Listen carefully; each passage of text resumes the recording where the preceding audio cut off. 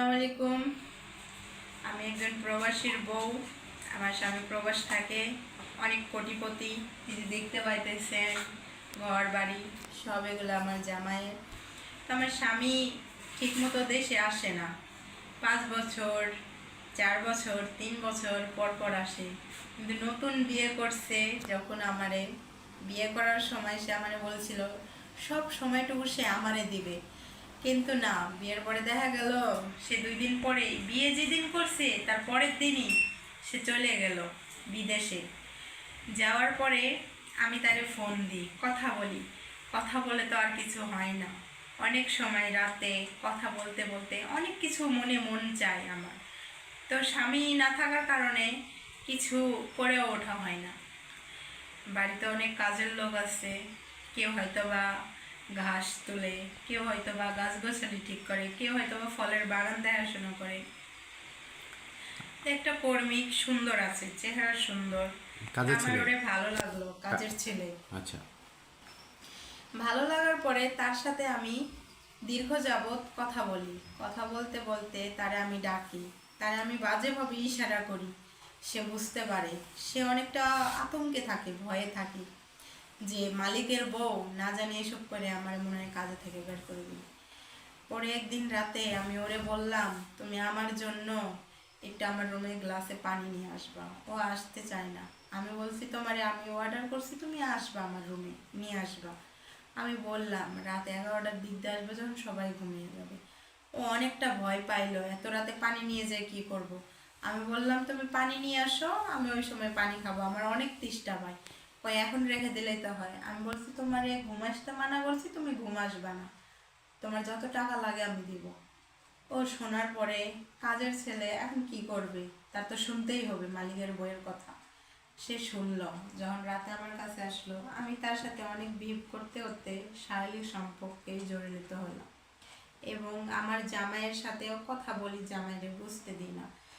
এক সময় হঠাৎ করে আমার অনেক বমি হয়, কিন্তু জামাই তো বিয়ের পরে তো আমার থুয়ে তো চলে গেছে। জামাই যেহেতু 2 বছর হয়েছে আচ্ছা, এখন। এখানে একটা প্রশ্ন করি। প্রশ্নটা হলো যে আপনার বিয়ে করার পর কতদিন পরে আপনার জামাই আপনার রেখে চলে যায়? আমার জামাই বিয়ের পরের দিনই চলে যান। শুধুমাত্র আপনাদের বাসরটাই হয়? জি। তাই সেই অবস্থায় পরের দিন বিদেশে চলে যায়? জি। আচ্ছা, ঠিক আছে। পরে আপনি ওই যে কর্মীর সাথে শারীরিক সম্পর্ক করলেন, তারপর কি জি। হলো? তারপর কিছুদিন যাওয়ার পরে আমার বমি হয়, আমি খাইতে পারি না, টক জিনিস খাওয়ার মন যায়। আমার জামাই তখন বিদেশে যে 2 বছর হয়েছে। আচ্ছা। আমি এখন নিজেও বুঝতে পারি নাই, প্রথম তো। জি। আমি ভুলবশতে আমার শাশুড়ি বলে বসি যে মা আমার এমন এমন হইতেছে। শাশুড়ি মনে হয় বুঝতে পারছে, না হলে হয়তো বা সেইটা মনে করছে হয়তো বা আমার কোনো সমস্যা বা কোনো রোগ হয়েছে। বা গ্যাসে থেকে বমি হইতে পারে। হ্যাঁ হ্যাঁ হ্যাঁ, গ্যাস থেকে। সে তৎক্ষণাৎ আমারে নিয়ে গেল ডাক্তারের কাছে। সে যখন সরাসরি আল্ট্রাসাউন্ড করলো, ডাক্তারে বললো আল্ট্রাসাউন্ড করে দেখি যে পেটের ভিতরে গ্যাসের চাপ হয়ে হয়তো বা কোনো রোগও হইতে পারে। আচ্ছা। কিন্তু সেসব কিছুই না।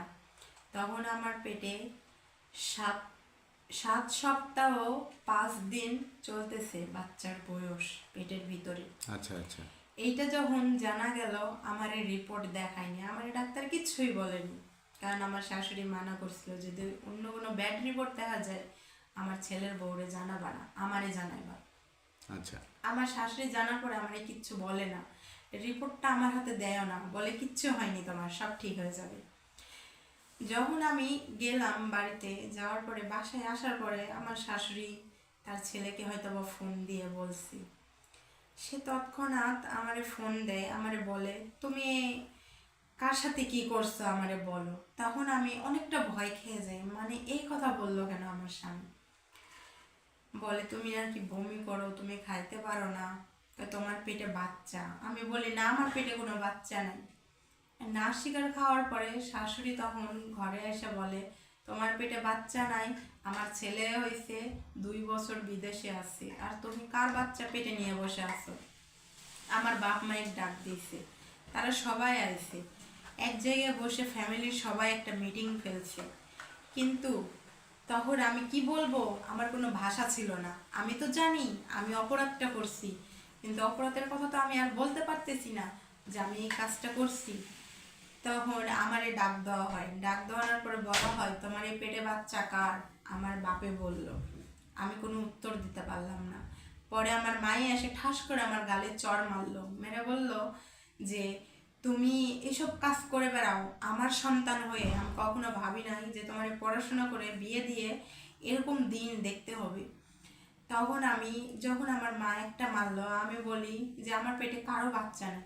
আমার মা তৎক্ষণাৎ আরো 2-3টা থাপ্পড় মারলো। তখন আমি চিৎকার দিয়ে বলে ওঠে, আমি কি করব? তোমরা বিয়ে দিয়েছো স্বামীর সংসার করার জন্য। স্বামীর ঘরে কি মানুষ এমনি এমনি বিয়ে দেয়? অবশ্যই তাদের একটা শারীরিক সম্পর্ক থাকে, এই জন্যেই বাপ মায়েরা মেয়েদেরকে বিয়ের বিয়ে দেয়। বয়স হলে বিয়ে দেয়। কিন্তু সেখানে আমার স্বামী আমার বিয়ে করে পরের দিনেই প্রবাসে চলে গেছে। আজ 2 বছর ধরে আমার স্বামী আমার কাছে নেই। আমারও তো একটা চাহিদা আছে, আমারও তো কিছু মনে চাই, যেহেতু আমি একজন বিবাহিতা স্ত্রী।